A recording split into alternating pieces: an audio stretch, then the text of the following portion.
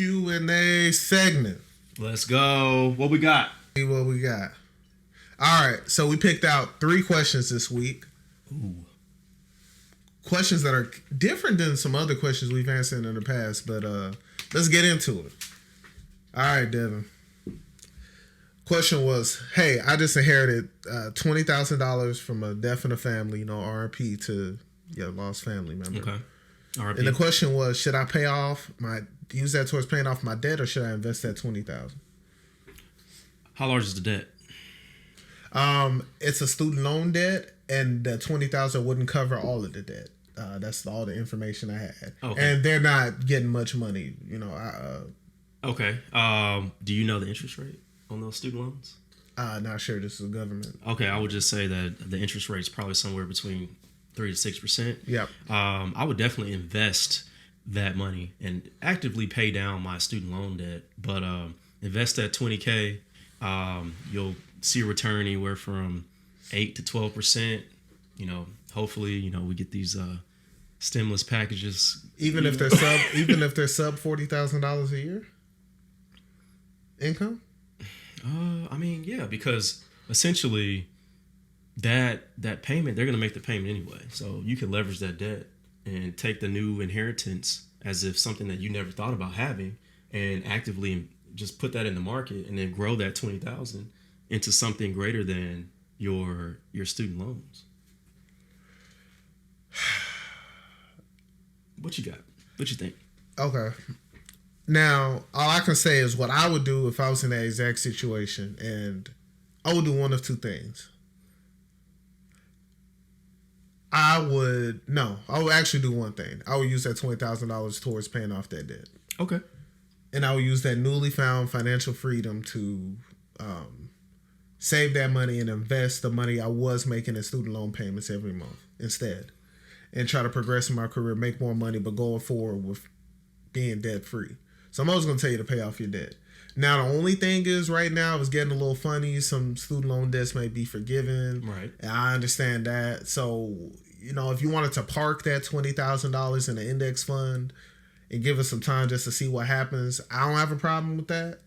But ultimately, it will always go back to paying off that student loan debt and becoming financially free. Because if that's the only debt you have, you're completely debt free. Life is good.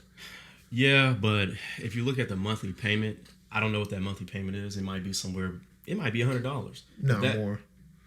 All right, well, if the monthly payment, a few $100. If it's ultimately almost like at least a car payment. If it's a car payment, then yeah I would probably invest half of that, and I would probably put the other half onto the student loans. Another thing that I would consider: do you have 3 to 6 months saved up? No savings. Oh, okay. Well, then scratch the investment part, because that's first and foremost. Yeah. Because definitely in the climate right now, you don't know, your job could change. We could all go back to who knows. Anyway, I would probably, start my savings or replenish my savings first.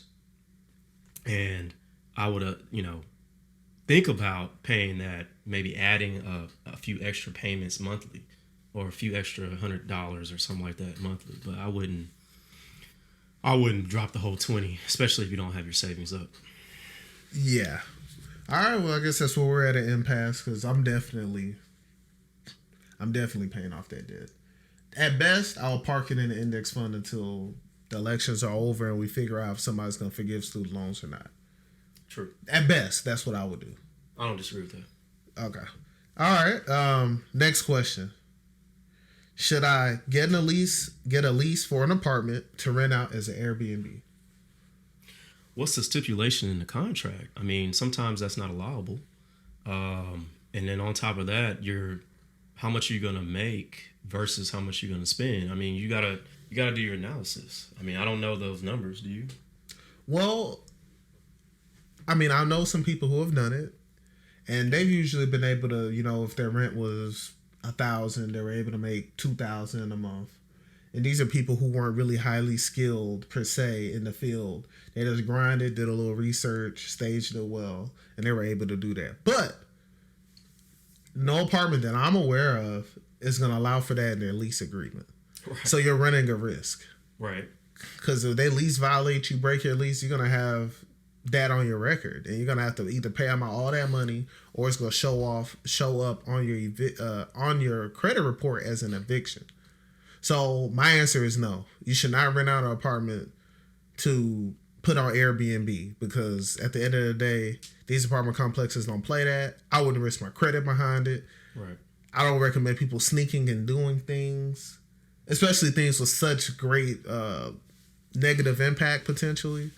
So, nah. Does this person own their house? This person own their house? No, they don't own a house at all. Oh, yeah. Of course not. I would not get an apartment to start an Airbnb business at all if you don't own a house.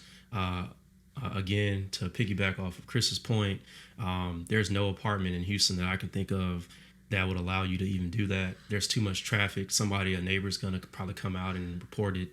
So I would just stay away from that. You could own a house, have some type of townhome where there's a third room at the bottom. You could Airbnb out that room or do something like similar to that. But no. But here's the thing, Devin. Like, what's up? Almost not everybody, but almost anybody can rent out an apartment. Almost anybody can get a lease somewhere, but not everybody can buy a house, and that's the sticking point. Yeah, I don't disagree with that. I don't disagree with that point. But if you're breaking the rules of the lease agreement to make extra money and you're gonna get caught, it's inevitable. I would not risk that. Like you said.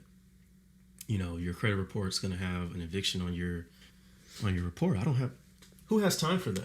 I don't. Exactly. So if you owned a house, yeah, and you had a car, then maybe you can run that risk of about 7 years. But ultimately, nah. I see what you're saying. You know what I'm saying? I see where you're going. You know what that. I'm saying? Nah. I mean, you don't have to use that credit. Okay, I didn't know where you're going with that, but I see now. That's right. But now I know somebody that did it that got away for a while, so maybe they're thinking they can do the same. Okay. Well, let me know how it goes. I might join you. Nah, man. All right, man. Last question of the week. All right. I have already lost money in the stock market. Are there other ways to invest my money? There's a lot of ways. There's cryptocurrency.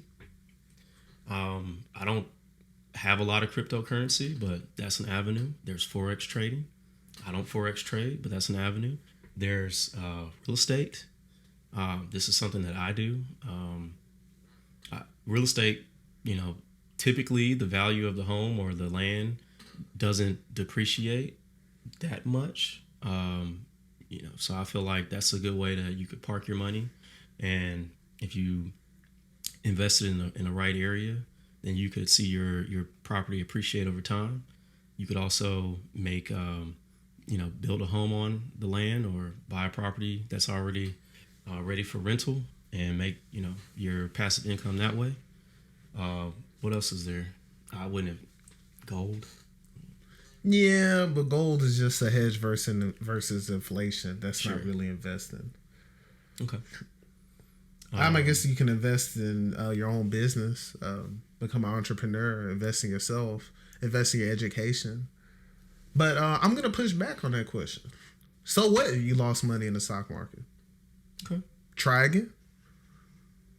You only lose when you sell, by the way. So what do they mean by they lost? This person in particular, from what they were explaining, is they bought during those March dips, mm-hmm. and it was going down, down, down. They got impatient. They sold. Oh, you didn't give it enough time. Lost like $1,000. Oh yeah, no. Because and then bam, stock market shot right back up. They felt played. They're like, they're never gonna do it again. Yeah, I mean that goes back to our conversation about time in the market versus time in the market. You got to be in the market to play, man. You can't just get out and quit because, you had a bad break and you only lose money when you sell. So. I just like the stock market because that's an easy way to invest. You don't need that much money to do it, and you don't have to take out debt to do it. So I say get back in the market. Devin says real estate, I think, is the top of his list. top of my list. Also, get back in the market. Stop being scared.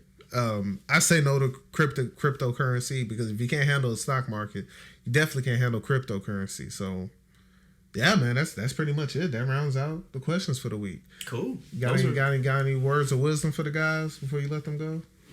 I'm always going to go back to what people shouldn't do.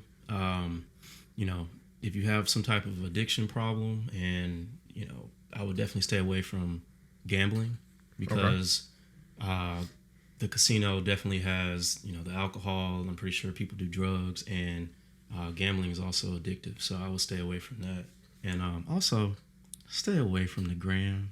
Okay, I'm gonna always go back to the gram. Stop trying to flex for people. That's it.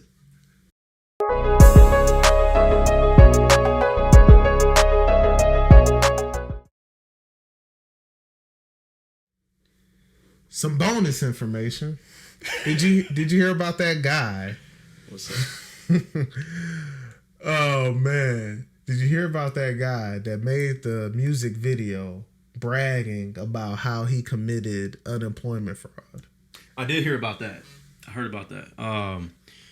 Sometimes people like to live their raps, and that's all cool, but all the rappers that I know, like the dude from Dallas, TK, he's in prison now. Wow. He lived his raps, okay? So anytime you live your raps, you're gonna go to jail, buddy. So, but yeah, it's interesting. Yeah, because his whole scheme was he did the unemployment fraud, that he had his own company, I quote unquote company, where he would sign people up to get the fraud unemployment and take a percentage. He had all these cards loaded up with money, and he was swiping it, and he spent something like $704,000. Yeah. Something crazy like that. He made like 1.5 million or something like that. And then he rapped about it and put it in a music video calling out the department that oversees that, and he thought he wasn't going to go to jail. Hey man, some people are bold. This isn't 1991, where Ice Cube and Dr. Dre were out there really doing that, Tupac, and if you're gonna be a rapper, definitely don't rap about your schemes and your scams. Come on. But that's so stupid. Why? Who even cares? Why are you bragging about? You think he would have gotten away with it if he didn't rap? I want to say this nicely. By him making a music video, and rapping on video and showing you how he did the scam on video, I don't think he had the mental capacity to stay out of jail. I'm sorry. Okay, but it all goes back to social dilemma and Instagram flexing. If that wasn't a thing, this man would not be trying to scam the government with unemployment claims. Again, I have to go back to I wonder where his mental capacity's at, because that was really, really, really stupid, even for a criminal. I don't disagree with that. And that's my take on that. Thank you guys for checking out this week's video. Young Equity Chris. Young Equity Devin, let's get it. Peace.